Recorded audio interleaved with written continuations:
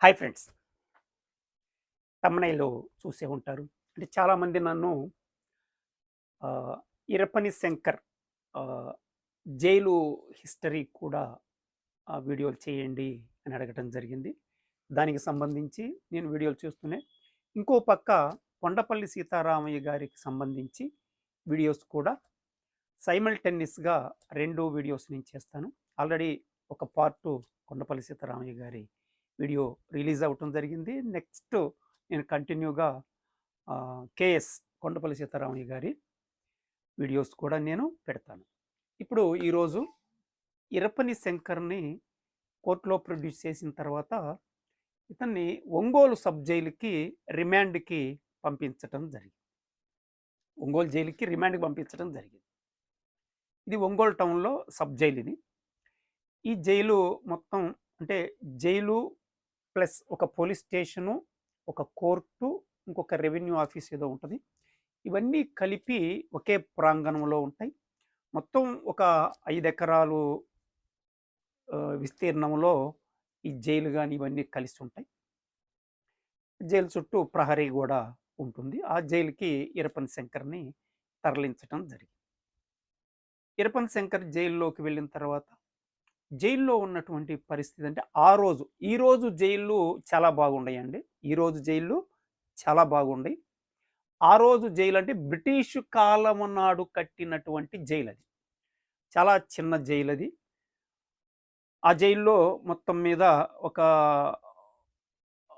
7, 8 rooms మాత్రమే ఉంటాయి. ఓ పెద్ద ప్రహరీ ఉంటుంది. ఒక కిచెన్ ఉంటుంది. అప్పుడు జనరల్‌గా జైల్‌లో ఎలా ఉంటుందంటే ఉదయాన్నే 6 గంటలకి లాకప్ తీస్తారు. 6 గంటల నుంచి 8, 8:30 గంటల లోపు వీళ్ళ కాలకృత్యాలు, స్నానాలు, టిఫిన్‌లు ఇయన్నీ అయిపోయిన తర్వాత మళ్ళీ తిరిగి రూముల్లో లాకప్ చేసేస్తారు. అక్కడి నుంచి మరలా 4, 4:30 ఆ ప్రాంతంలో మళ్ళీ లాకప్ ఓపెన్ చేస్తారు. ఖైదీలందరినీ బయటికి పంపించి వీళ్ళ కార్యక్రమాలు కొంచెం ఆటలాడుకుని కాసేపు ఆడుకుంటారు. తర్వాత ఈ బయటికి వెళ్ళొచ్చేవాళ్ళు ఎవరన్నా ఉంటే బయటికెళ్ళి రావటం. అక్కడి నుంచి స్నానాలు అయన్నీ అయిన తర్వాత భోంచేస్తారు. 6 గంటలకల్లా తిరిగి లాకప్పు క్లోజ్ చేసేస్తారు. ఇలా పగలంతా అంటే ఉదయం ఒకసారి, సాయంత్రం ఒకసారి మాత్రమే తీస్తారు. మిగతా టైమంతా లోపలే ఉండాలి. రాత్రంతా లోపలే. అప్పుడు ఫ్యాన్లు లేవు జైలులో. ఫ్యాన్లుండవు. బాత్రూములుండవు. లెట్రిన్, బాత్రూములు ఉండవు. ఒక గదిలో దాదాపు ఎక్కువ మంది ఖైదీలని ఉంచుతారు. అంటే కిక్కిరిసి పనుకున్నా గాని చాలనంత స్థలంలో ఎక్కువ మందిని ఉంచేవాళ్ళు. అట్లా ఒక గదికి ఇరపని శంకర్‌ని పంపించడం జరిగింది. వీళ్ళు ఏం చేసేవాళ్ళంటే అదే గదిలో ఒక మూలన ఒక కుండ, మట్టి కుండ పెట్టుకుంటారు. ఎవరు యూరినల్స్ వచ్చినా ఆ మట్టి కుండలో పోసుకోవటం, లెట్రిన్ వచ్చినా ఆడ కూర్చోవటం. పొద్దున్నే మళ్ళీ ఆ కుండ తీసుకొనెళ్ళి బయట పారబోసి, కడుక్కొని మళ్ళీ తీసుకొచ్చి ఆ కుండని పెట్టుకోవటం అనేది జరుగుతుంది. అట్లనే ఆహ్, దోమలు ప్రాబ్లమ్ ఉంటుంది. గాలి ఆడదు సరిగా. చుట్టూ భవనాలు అన్నీ ఉంటాయి. గాలి సరిగా ఆడేది కాదు. కనుక వీళ్ళేం చేసేవాళ్ళంటే, పైనుంచి 2 తాడులు కట్టి, ఒక కర్ర పెట్టి, ఈ కర్ర మీద ఒక దుప్పటి పరిసి, ఇద్దరు, ముగ్గురు డ్యూటీల ప్రకారం ఆ కర్రని నైటు లాగుతూ ఉంటే, మిగతా వాళ్ళు నిద్రపోయేవాళ్ళు. అట్లా వంతుల వారీగా ఆ ఫ్యాను దుప్పటి ఫ్యాను లాక్కుంటూ అలా వీళ్ళు నిద్రపోయేవాళ్ళు. ఆ విధంగా ఆహ్, జైలు కిక్కిరిసి ఉండేది అట్లా ఉండేది. అన్ని రూముల్లో ఖైదీలు ఉండేవాళ్ళు. ఈయన వెళ్ళేసరికి జైల్లో ఉన్నటువంటి మరొక పరిస్థితి ఏంటంటే, ఆ రోజు ఒంగోలు పట్టణంలో కిరాయి రవిడీల యొక్క హవా నడుస్తూ ఉండేది. అంటే చాలా మర్డర్‌లు ఒక సీరియల్‌గా మర్డర్‌లు జరగటం, ఒకళ్ళని ఒకళ్ళు చంపుకోవటం. ఇట్లా చాలా గందరగోళంగా ఉంది. ఈ పోలీసులకి ఒక సవాలుగా పరిణమించి ఉంది ఆ రౌడీలకి సంబంధించినటువంటి. అప్పటికే పీపుల్స్ వార్ పార్టీకి సంబంధించిన ఎరపని శంకర్ అప్పుడు జిల్లా కార్యదర్శిగా ఉండటం. రీజనల్ కమిటీ మెంబర్ కూడా. ఆయన బయటుండగానే ఈ రౌడీల మీద ఇన్ఫర్మేషన్ గ్యాదర్ చేసి ఒక కరపత్రం తీయాలి. వాళ్ళని హెచ్చరిస్తూ వాళ్ళ పద్ధతులు మానుకొని ఈ ప్రజల్ని ఇబ్బంది పెట్టే పద్ధతుల నుంచి వాళ్ళు దూరం కావాలని చెప్పి ఒక కరపత్రం రాయాలని చెప్పి ప్రయత్నం చేశారు. ఆ ఇన్ఫర్మేషన్ గ్యాదర్ చేసే ప్రయత్నంలో ఇప్పుడు ఈయన అరెస్ట్ జరగటం, జైలుకెళ్ళటం జరిగింది. వీళ్ళందరినీ జైల్లో గలవటం జరిగింది.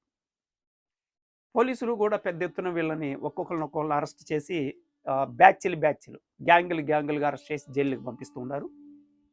ఇరపని శంకర్ జైలుకెళ్ళేసరికి అక్కడ అదే ఒంగోలు ప్రాంతానికి చెందిన ఒక కిరాయి గూండాల, రౌడీల గ్రూపు దాదాపు ఒక 10 మంది దాకా వాళ్ళు జైల్లో ఉండటం. వాళ్ళు హవా నడుస్తూ ఉండేది.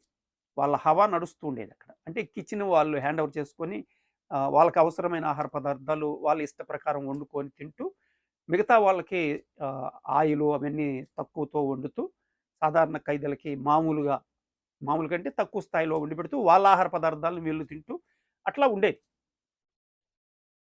కొంతమంది ఈ రౌడీ షీటర్లని అరెస్ట్ చేసినప్పుడు, ఇరపని శంకర్ ఒంగోలు జైల్లో ఉన్నాడు కాబట్టి, అక్కడి నుండి లోకల్ రౌడీలందరినీ నెల్లూరు జైలుకి తరలించడం మొదలుపెట్టారు. జనరల్‌గా రౌడీ షీటర్లు వాళ్ళు లోకల్ రౌడీలు ఒంగోలు జైల్లో ఉంటే వాళ్ళ హవా నడుస్తది. అంటే వాళ్ళ ఇష్టారాజ్యంగా ఉంటుందనమాట. లోకల్ రౌడీలు అవ్వటం వాళ్ళ ప్రభావం ఉంటుంది. వాళ్ళ ఇంట్లో ఉన్నట్టుగానే దాదాపు జైల్లో గూడా ఉంటుంది వాళ్ళకి. అలాగా వాళ్ళు ఒంగోలు జైలుకి రావాలనుకుంటారు.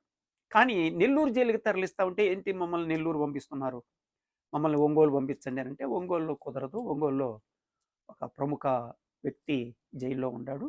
అక్కడిని పంపించటం కుదరదు అని చెప్పి చెప్తున్నారు. ఎవరు ఈ ప్రముఖ వ్యక్తి? ఏంటి ఎవడీడు? అనవసరంగా వచ్చి మనల్ని ఇబ్బంది పెడతన్నాడు. వీడెవడినో తీసుకొచ్చి పెట్టారు. మమ్మల్ని నెల్లూరు జైలుకి పంపిస్తా ఉంటే, మాకు ఇంటర్వ్యూలు వాళ్ళు జనం రావటం, పోవటం అనేది ఇబ్బందిగా ఉంటది కదా! అని తిట్టుకుంటూ వాళ్ళు నిరసనగా నెల్లూరు జైలుకి వెళ్ళేవాళ్ళు. ఈరపన శంకరు జైల్లో ఉండటం కొంచెం ఇబ్బందికరమైన పరిస్థితులు ఆ రోజు అట్లా ఉండేది. ఈరపన శంకరు లోపలికొచ్చిన తర్వాత కిచెన్‌లో ఉన్నటువంటి పరిస్థితిని మార్చాలి అనేది ఫస్ట్ అతను అనుకున్నటువంటి విధానం. దానికంటే ముందు ఆయన ఏం చేశాడంటే, ఫస్ట్ అంటే ఈ రౌడీలతో ప్రాబ్లమ్ ఉంది. తర్వాత కాంట్రాక్టర్‌తో కూడా ప్రాబ్లమ్స్ ఉంటాయి. ఈయన కొంచెం అధ్యయనం చేస్తే ఈయనకు అర్థమైందేంటంటే, ప్రతి ఆదివారం మటన్ ఇస్తారండి. మటన్.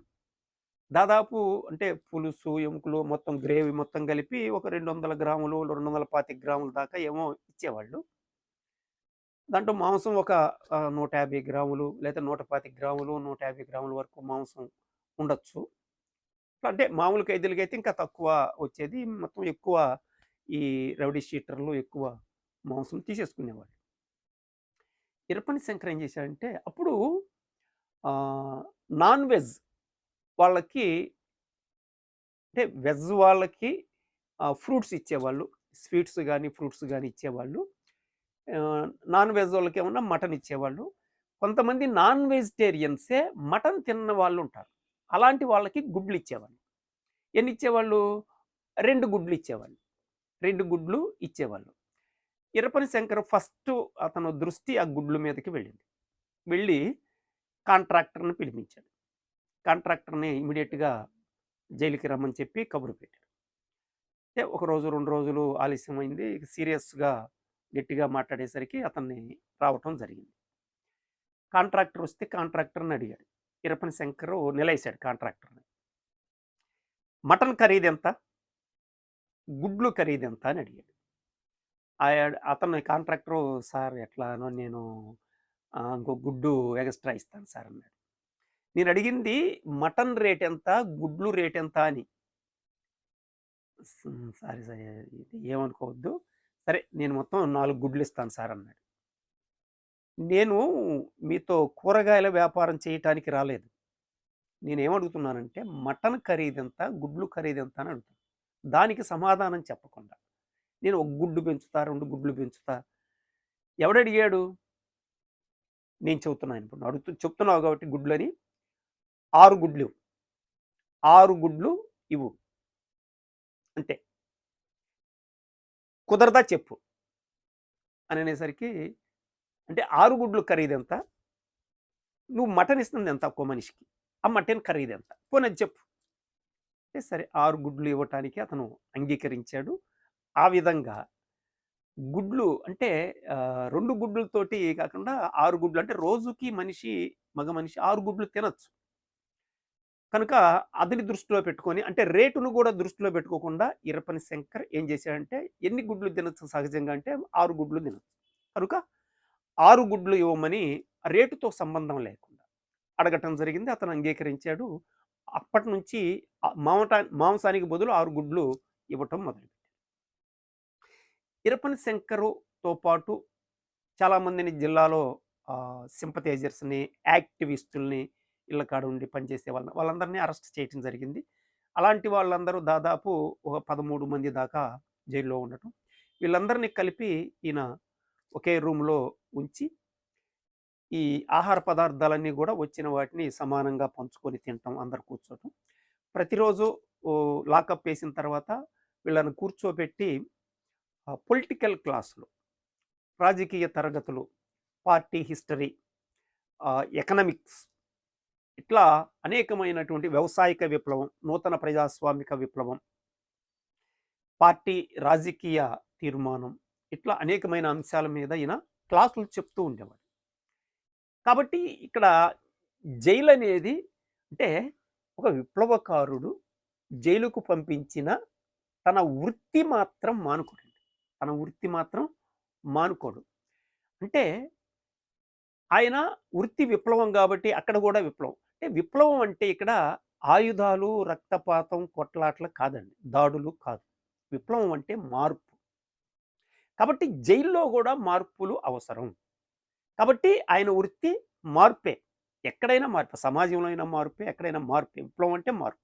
ఆ మార్పు కోసం జైల్లో తన కృషి తాను మొదలుపెట్టాడు. ఇది జరుగుతూ ఉండగా ఇతను అక్కడ గమనించినటువంటి అనేకమైన విషయాలు. ఇంకొకటి ఏంటనంటే ఒంగోలు జైల్లో ఈరపని శంకర్‌ని యాక్చువల్‌గా అయితే పెట్టకూడదు. ఎందుకనని ఈరపని శంకర్ యొక్క స్థాయికి ఒంగోలు జైలు సరిపోదు. పోలీసులకి అవగాహన లేదు కాబట్టి ఆయన్ని ఒంగోలు జైల్లో నిర్బంధించటం జరిగింది.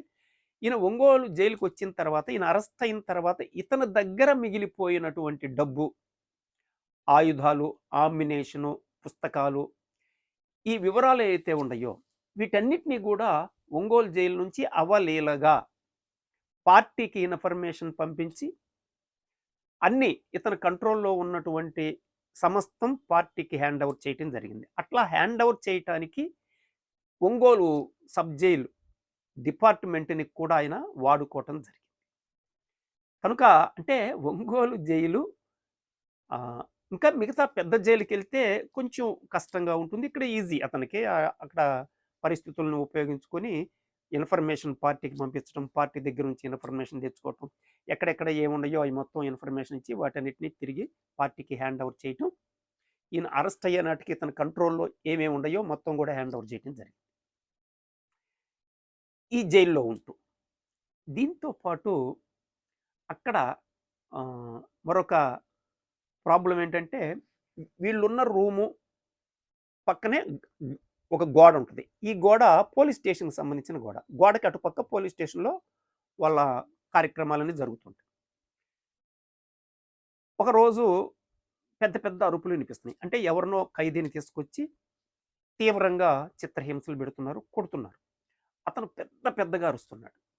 వెంటనే ఈరపని శంకరరావు ఇక జైలు మొత్తాన్ని అలర్ట్ చేసి ప్లేటులు తీసుకొని స్పూన్లు, కర్రలు ఏముంటాయి తీసుకొని ఆ ప్లేట్లు కొడుతూ పెద్ద పెద్దగా అరుస్తూ, పాటలు పాడుతూ అప్పటి నుండి ప్రతిరోజు పోలీస్ స్టేషన్‌లో పని జరగటానికి లేకుండా తీవ్రంగా అలజడి సృష్టించటం జరిగింది జైలు నుంచి. ఇక పోలీస్ స్టేషన్‌లో ఉండలేని పరిస్థితి. పోలీస్ స్టేషన్‌లో ఉండి మాట్లాడటానికి కూడా అవకాశం లేదు. మాటలు కూడా వినిపించవు. అంతగా జైలు నుంచి గోల. ఎందుకంటే గోడే అడ్డం. గోడకి ఇటుపక్క పోలీసు ఆఫీసు రూమ్‌లో మనుషులు టేబుల్స్ ఉంటే, ఇటుపక్క వీళ్ళ రూములు ఉంటాయి. కాబట్టి ఒక గోడే అడ్డం. ఇక ఈ పోలీస్ స్టేషన్‌లో పని ఇబ్బందికరమైన పరిస్థితుల్ని కల్పించటం జరిగింది. దాంతో ఎస్ఐ సిఐ గారు ఒక రాత్రి జైలు లోపలికొచ్చి ఖైదీలందరికి వార్నింగ్ ఇవ్వటం జరిగింది. వెంటనే ఈరపని శంకర్ లేసి అర్ధరాత్రి లేసి కేకలేసి ఎవరు వచ్చారు? ఎందుకొచ్చారు? రండి మాట్లాడాలంటే వాళ్ళు రాకుండా వెళ్ళిపోవటం జరిగింది. ఇరపన్ శంకర్ రూమ్ దగ్గర రాకుండా మిగతా ఖైదీలను బెదిరించి వెళ్ళిపోవటం జరిగింది. వెంటనే తెల్లారగానే మేజిస్ట్రేట్ అంటే ఈ జైలుకి సూపరింటెండెంట్‌గా ఆ కోర్టు మేజిస్ట్రేటు చూస్తూ ఉండేవాడు. ఆయన పర్యవేక్షణలో ఉండేది. వెంటనే ఆయనకి కబురు పెట్టడం జరిగింది. వెంటనే మాట్లాడాలి రమ్మని. ఆయన రాక అంటే కోర్టు టైం కాబట్టి రాలేకపోవటం, ఈయన అన్నం బయటపడేయడం. అంటే వీళ్ళు ఏదన్నా స్ట్రగుల్ చేయాలి అనంటే ముందు అన్నం తినకుండా ఆపేస్తారు జైల్లో. అన్నం ప్లేట్లు బయట పడేశారు. బయటపడేయడంతోటే మేజిస్ట్రేట్‌కి ఇన్ఫర్మేషన్ వెళ్ళింది. వీళ్ళు అన్నం తింటలేదని. వెంటనే మేజిస్ట్రేట్ గారు పరిగెత్తుకుంటా రావటం జరిగింది. సరే ఏమైంది ఏంటి అనంటే, ఇట్లా రాత్రి పూట పోలీస్ ఆఫీసర్‌లు జైల్లోకి వస్తున్నారు. ఎవరి పర్మిషన్‌తో వస్తున్నారు? మీరు పర్మిషన్ ఇచ్చారా? లేకపోతే ప్రతిరోజు అర్ధరాత్రి లోపలికొస్తున్నారు. ఖైదీలని బెదిరిస్తున్నారు. తీవ్రంగా బెదిరిస్తున్నారు. రాత్రి ఇట్లా ఎస్ఐ గారు, సీఐ గారు వచ్చి ఈ రకంగా అందరిని బెదిరించటం జరిగింది. మీ పర్మిషన్‌తో వస్తున్నారా? లేతే ఎవరి పర్మిషన్‌తో ఎట్లా వస్తున్నారు? అంటే ఇది జైలా? ఏంటిది క్లబ్బా? ఎలా రాగలుగుతున్నారు అనంటే వెంటనే మేజిస్ట్రేట్ గారు అక్కడ కాపలా ఉన్న వాళ్ళని పిలిపించి ఎవరున్నారు రాత్రి డ్యూటీలు అని చెప్పి వాళ్ళకి వెంటనే షోకాజ్ నోటీసులు ఇచ్చేయటం జరిగింది. ఎవ్వరు ఒక్క పురుగు కూడా పర్మిషన్ లేకుండా లోపలికి రావటానికి లేదు అని చెప్పి ఆర్డర్ వేయటం జరిగింది. అట్లా వస్తే ఉద్యోగాలు పోతాయి మీ అని చెప్పి సీరియస్‌గా ఆ పోలీస్ డిపార్ట్మెంట్‌కి చెప్పడం జరిగింది. ఆ కాపలా ఉన్న వాళ్ళు ఇంకా అక్కడి నుంచి ఎవ్వరూ రాకుండా ఆపేయటం జరిగింది. ఇదొక పరిణామం. ఇంకా జైల్లో శివశంకర్ చేసిన మరొక ఏందంటే జైలు కిచెన్ చుట్టూ గూడా ఇంతింత లావు పందికొక్కులున్నాయి. ఇంతింత లావున బలిసిపోయి పందికొక్కులున్నాయి తిరుగుతున్నాయి. అవి చూసి వెంటనే ఖైదీల్లో యానాదులు ఎవరైనా ఉండారా అని అడిగితే ఎవరో వ్యానాదులు ఒక ఇద్దరు దొంగతనం కేసులో రావటం జరిగింది. వాళ్ళని పిలిచి ఈ పందికొక్కుల్ని పట్టుకోవాలి. మార్గం ఏంటి అని అడిగితే వాళ్ళు వెంటనే కిచెన్ చుట్టూ తిరిగి ఎక్కడెక్కడ హోల్స్ ఉండయో ఆ పందికొక్కులు పెట్టిన హోల్స్ ఆ హోల్స్ అన్నీ ట్రేస్ చేశారు ఫస్ట్. ఎన్ని ఉండయో లెక్కేశారు. అన్నిటిని మూసేశారండి. మూసేసి 2 మాత్రం ఉంచారు. ఒక పక్క ఒకటి, ఇంకొక పక్క ఒకటి. ఆ చివరొకటి, ఈ చివరొకటి ఓపెన్‌గా ఉంచి మిగిలిన హోల్స్ అన్నీ క్లోజ్ చేసేశారు. ఆ చెత్తతోటి, రాళ్ళతోటి క్లోజ్ చేసేశారు. గట్టిగా కొట్టేశారు. కొట్టేసి ఒక హోల్ దగ్గర కర్రలు తీసుకొని ఇక్కడికొచ్చిన వాటిని కొట్టండి అని చెప్పి అక్కడ పెట్టారు. ఇంకొక హోల్ దగ్గర పొగ పెట్టారు. గుడ్డ కాల్చి పొగ పెట్టారు. ఈ పొగ పెట్టటంతోటే లోపలున్న ఎలుకలు లోపల ఉండలేక బయటికి పరిగెత్తడానికి ప్రయత్నం చేస్తే హోల్స్ అన్నీ క్లోజ్ అయిపోయినాయి. ఉన్నది ఒకే ఒక్క దారి. ఆ దారి గుండానే బయటికి రావటం జరిగింది. ఎక్కడైతే బయటకొచ్చే దారి ఉందో అక్కడ కర్రలు తీసుకొని వచ్చిన పందికొక్కునల్లా కొట్టడం జరిగింది. అట్లా 7 పందికొక్కుల్ని వాళ్ళు కొట్టి పడేయటం జరిగింది. అంటే చూడండి వేట లక్షణం అండి. అంటే ఆ పందికొక్కుల్ని ఎలా వేటాడాలో వాళ్ళకి చాలా అద్భుతంగా తెలుసు. ఈజీగా మామూలుగా అయితే పందికొక్కుల్ని కొట్టడం సాధ్యం కాదు. ఈ వేట టెక్నిక్‌లో వాళ్ళు పందికొక్కుల్ని కొట్టి వాటన్నిటిని కోస్తే దాదాపు 2.5 కిలో మాంసం అయింది. అదంతా కూడా ఫ్రై చేసి తలా కొంచెం అందరూ ఖైదీలందరికీ పంచడం జరిగింది. ఇది పోలీస్ డిపార్ట్మెంట్‌కి తెలిసింది. మేజిస్ట్రేట్‌కి తెలిసింది. కోర్ట్‌లో తెలిసింది. ఏం చేయాలి? ఇది వాళ్ళ ముందున్న ప్రశ్న. ఇదే టైంలో నెక్స్ట్ మళ్ళా ఒక వారంలో కప్పలు ఇంతింత లావు కప్పలున్నాయి. కప్పలు. ఆ కప్పలను పట్టుకొని వాటికి ఎనక కాళ్ళు వరకి చాలా బాగుంటాయి. అంటే వాటిని కట్ చేసి వీళ్ళు ఫ్రై చేసుకొని తినటం జరిగింది. దీని అంటే ఇక్కడ ఇరపని శంకర్ ఏంటంటే ఆహ్, బయటికి వాయిదాకి వెళ్ళేటప్పుడు పెద్ద వ్యాను దాదాపు 15 మంది పోలీసులు పెద్ద లీడింగ్ చైన్ తీసుకొచ్చి ఏసి ఎక్కించుకునేవాళ్ళు. ఈయన బయటికెళ్ళినప్పుడు బస్సులోంచి దిగినప్పుడు, బస్సులో ఎక్కేటప్పుడు పెద్ద పెద్దగా స్లోగన్స్ ఇచ్చేవాడు. పెద్ద పెద్దగా స్లోగన్స్ ఇచ్చేవాడు. ఇక్కడ కోర్టు దగ్గర కూడా స్లోగన్స్ ఇచ్చేవాడు. అక్కడ పోలీస్ అధికారులు వాళ్ళు వీళ్ళొచ్చి అరవద్దు అనంటే రోడ్ల మీద మమ్మల్ని ఈ గొలుసులతో కట్టేసి తీసుకొస్తూ ఉంటే మేమెవరో చెప్పకపోతే ఏమనుకుంటారు ప్రజలు? కాబట్టి మేము చెప్పాల్సిందే. నాకు మాట్లాడే హక్కుంది. మాట్లాడే రైట్ ఉంది. నేను మాట్లాడతాను. అట్లా మాట్లాడటానికి లేదని చెప్పి కోర్టు ఆర్డర్ తీసుకోండి మీరు. ఏమి మాట్లాడకుండా రావాలి, నోరిప్పటానికి లేదు అన్న విషయాన్ని కోర్టు చెబితే అప్పుడు ఆలోచిద్దాం. మీరు కోర్ట్‌లో వేయండి అని చెప్పి సీరియస్‌గా చెప్పడం జరిగింది. ఇట్లా ఆయన స్లోగన్స్ ఇస్తూ వస్తున్నాడు. ఇది, ఇది జరుగుతూ జైల్లో జైల్లో ఇట్లా చాలా సంఘటనలండి. అంటే ఒకసారి వంగవీటి మోహన్ రంగా చనిపోయిన రోజు అక్కడ ఖైదీలందరూ హ్మ్, పళ్ళు ఖైదీలందరికీ పళ్ళు ఇవ్వటం కోసం బయట నుంచి తెప్పించటం జరిగింది. అట్లా పళ్ళు ఇవ్వటానికి లేదు అని చెప్పి జైలు డిపార్ట్‌మెంట్ వాళ్ళు అడ్డుకోవటం జరిగింది. అట్లా ఇవ్వటానికి లేదు. వెంటనే ఇరపని శంకరు కలిగించుకొని మొత్తం జైలు మొత్తంతో మాట్లాడి అన్నం ఆపేసాడు. 4 గంటలకి అన్నం అయితే 4 గంటలకి అన్నం ఆపేసేయండి. ఎవరు తినొద్దు అని. లాకప్ అవ్వలేదు, అన్నం తినలేదు. రాత్రి 10 గంటల వరకు. రాత్రి 10 గంటలకి కలెక్టర్ గారు జైలుకొచ్చి ఏంటి ఇష్యూ అంటే ఇట్లా వంగవీటి మోహన్ రంగా గారు చనిపోయిన సందర్భంగా మేమేదో ఖైదీలకి పళ్ళు పంచడం కోసం ఎవరో వస్తే వాటిని అడ్డుకున్నారు పోలీస్ డిపార్ట్మెంట్. అందుకు మేము నిరసనగా కూర్చోవాల్సొచ్చింది అనంటే, కలెక్టర్ గారు వెంటనే అరిసి వాళ్ళని, వాళ్ళు ఏదైతే అడుగుతారో అది ఇవ్వండి అని చెప్పడం. అట్లనే ఇక్కడ మాకు కనీసం తినటానికి ప్లేటులు లేవు. ఇక్కడ ఏ సౌకర్యాలు లేవు అని చెప్పి గట్టిగా మాట్లాడటం జరిగింది. ఆ సందర్భంగా ఒక 100 స్టీల్ ప్లేట్లు తెల్లారి పొద్దున్నే పర్చేజ్ చేసి పంపించడం జరిగింది. ఇట్లా అట్లనే కరెంట్ లేనప్పుడు, బల్బులు లేనప్పుడు అసలే చీకటి గొయ్యిల్లాగా ఉంటాయి. అక్కడ కరెంట్ లేకపోతే బయట లైట్లుండేయి. ఆ లైట్లు గూడా పోయినప్పుడు తిరిగి లైటేసేవాళ్ళు కాదు. లైట్ ఎయ్యకపోయినా లాకప్ అయ్యేవాడు కాదు. ఇరపని శంకర్ లాకప్‌లోకి ఎళ్ళేవాడు కాదు. ఆ లైటేసేంత వరకు నేను లాకప్‌లోకి వెళ్ళనని చెప్పి బయటే ఉండేవాడు. అందుకని అట్లా జైలు డిపార్ట్‌మెంట్‌కి ఈ పోలీస్ డిపార్ట్‌మెంట్‌కి ఒక తలనొప్పిగా పరిణమించటం జరిగింది.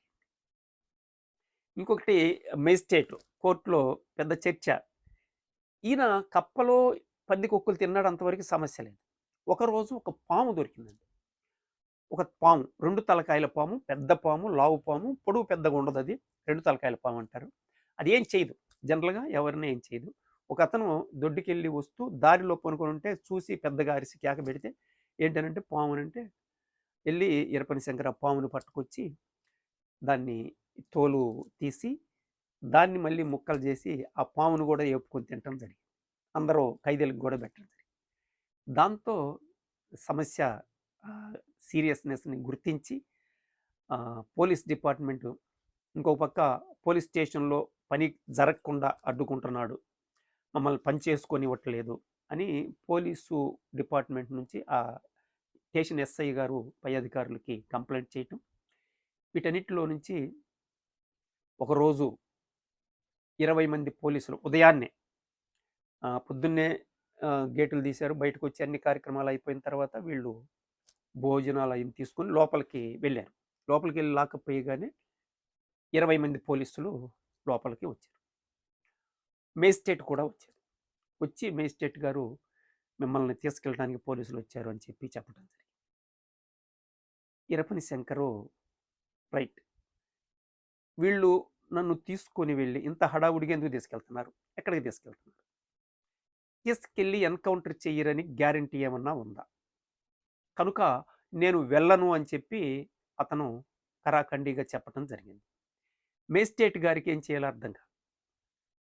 ఇది కోర్ట్ ఆర్డర్ అండి అనంటే, ఏ ఆర్డర్ అయినా ఎన్‌కౌంటర్ చెయ్యరని గ్యారంటీ ఏమన్నా ఉందా చెప్పండి అనంటాడు. దాంతో మేజిస్ట్రేటు డైలమాలో పడ్డాడు. దాంతో మేజిస్ట్రేట్ అక్కడి నుంచి వెళ్ళిపోవటం జరిగింది. పోలీసులు గూడా వెళ్ళిపోవటం జరిగింది. ఇదే విషయాన్ని పైకి తెలియజేస్తే పై కోర్టు మేజిస్ట్రేట్‌ని మందలించింది. మీరెందుకెళ్లారు? మీకేం సంబంధం? పోలీసులు వాళ్ళ డ్యూటీ వాళ్ళని చేసుకోనివ్వండి అని చెప్పి మేజిస్ట్రేట్‌ని వెళ్ళొద్దని చెప్పారు. తర్వాత ఇంకొక 40 మంది పోలీసులతో రెండో రోజు అంటే ఆహ్, వాళ్ళని తిట్టడం జరిగింది. మీరెంతమందెళ్లి వెనక్కెందుకొచ్చారు? తీసుకొని రావాలి గదా అతన్ని. ఎట్లైనా తీసుకొని రావాలి గదా! అని చెప్పి అడగటం జరిగింది. అట్లనే 40 మంది పోలీసులు రెండో రోజు రావటం జరిగింది. రెండో రోజు వస్తే ఈరపని శంకర్‌కి అర్థమైంది. అంటే బలవంతంగా తీసుకొని వెళ్తారు. అంటే వెళ్ళక తప్పదు అనేది అర్థమైంది. అర్థమైన తర్వాత సీఐ ఆహ్, దాదాపు నలుగురు ఎస్ఐలు, ఒక సీఐ, 40 మంది పోలీసులొచ్చి, "శంకర్, కోర్ట్ ఆర్డరు, మిమ్మల్ని బయటికి తీసుకొని రావాలి. తీసుకెళ్తున్నాం" అని చెప్పి. సరే, నేను మా వాళ్ళతో మాట్లాడుకొని నేను వస్తాను అని చెప్పడం జరిగింది. సరే అన్నారాళ్ళు. ఈ లోపల అందరిని సమావేశపరిచి కూర్చోపెట్టి ఈరపని శంకర్ ఉపన్యాసం ఇవ్వటం జరిగింది. జైలంతా గూడా ఒక కన్‌ఫ్యూజను, ఒక టెన్షను, మౌనం. బయలంతా మౌనం అయిపోయింది. ఏం జరుగుతుందో అర్థం గాని పరిస్థితి. నిన్న 20 మందొచ్చారు. ఈరోజు 40 మందొచ్చారు. ఉంది. ఈరపని శంకర్‌ని తీసుకెళ్ళి కాల్చి చంపొచ్చు అనేది ఆ వాతావరణం. ఈరపని శంకర్ వీళ్ళందరిని కూర్చోపెట్టి జైల్లో ఎలా ఉండాలి? ఎలా వ్యవహరించాలి? తీవ్రంగా కాకుండా, దిగజారుడుతనం కాకుండా, బ్యాలెన్స్‌డ్‌గా పార్టీ గౌరవాన్ని దెబ్బతీసే విధంగా మీరేం చేయొద్దు. చాలా జాగ్రత్తగా వ్యవహరించాలి. అందరూ కూర్చొని మాట్లాడుకొని నిర్ణయం తీసుకొని ఇంప్లిమెంట్ చేయండి ఏం చేసినా. మిగిలిన ఖైదీలతో గొడవలు పెట్టుకోకండి. వాళ్ళని గౌరవించండి, ప్రేమించండి. వాళ్ళతో స్నేహాలు చేయండి. వాళ్ళతో గొడవలు పెట్టుకునే పని చేయొద్దు. కాబట్టి టోటల్‌గా మన పార్టీ ప్రతిష్ట, గౌరవం అందరిలోనూ ఆ గౌరవం పెంచే విధంగా మీ ప్రవర్తన ఉండాలి. మీ పద్ధతులుండాలి అని చెప్పి చెబుతూ, రోజు పేపర్ చదవండి. పేపర్ మిగతా వాళ్ళకి గూడా చెప్పి, చదివి వినిపించండి అని వాళ్ళకొక ప్రోగ్రామ్ చెప్పి, చివరిసారిగా మరలా మీకు నేను కనిపిస్తానో, కనిపించనో అని చెప్పి, చివరిసారిగా పోలీసులు శంకర్ గారి కంటే రెండేనంటే, ఒక్క నిమిషం అని చెప్పి ఈయన చివరగా 'అరుణ పతాకం' అనే పాటని పాడటం జరిగింది. అంత అయోమయంగా ఉంది. కొంతమంది ఏడుస్తున్నారు. ఈయన పాట, ఓ అరుణ పతాకమా చేకొనుమా red salute, శ్రమజీవుల కేతనమా నీకివిగో red salutes, నీకివిగో red salutes, నీలో ఉన్నది సుత్తి, శ్రమజీవుల నవీన శక్తి, కలిసున్న నీలో ఉన్నది సుత్తి, శ్రమజీవుల నవీన శక్తి, కలిసున్నది నీలో కొడవలి, సంఘటితపు రైతు జనావలి, ఓ అరుణ పతాకం. ఆ ఖైదీలందరూ గూడా కొంతమంది ఏడుస్తూనే పాట అందుకోవటం జరిగింది.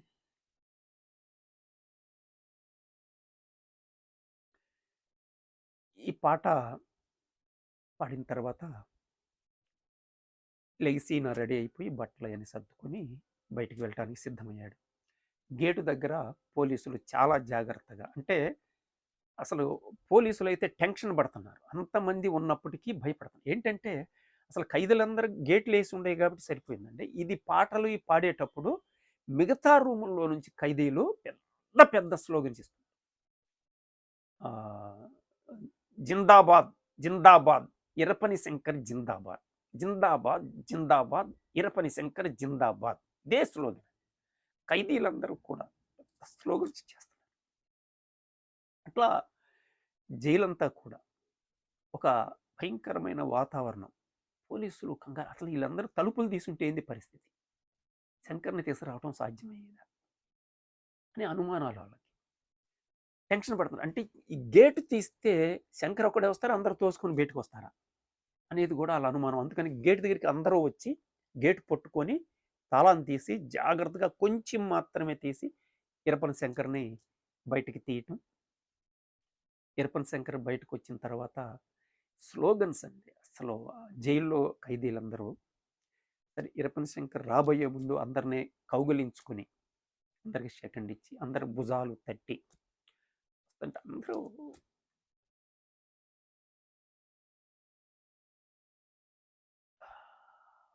కన్నీళ్లు పెట్టుకున్నారు జైల్లో.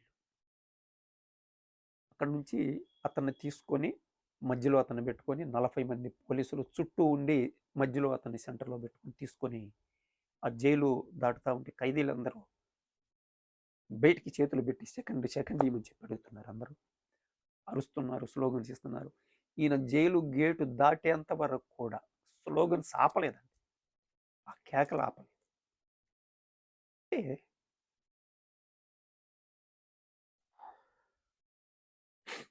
విప్లవకారుల యొక్క జీవితం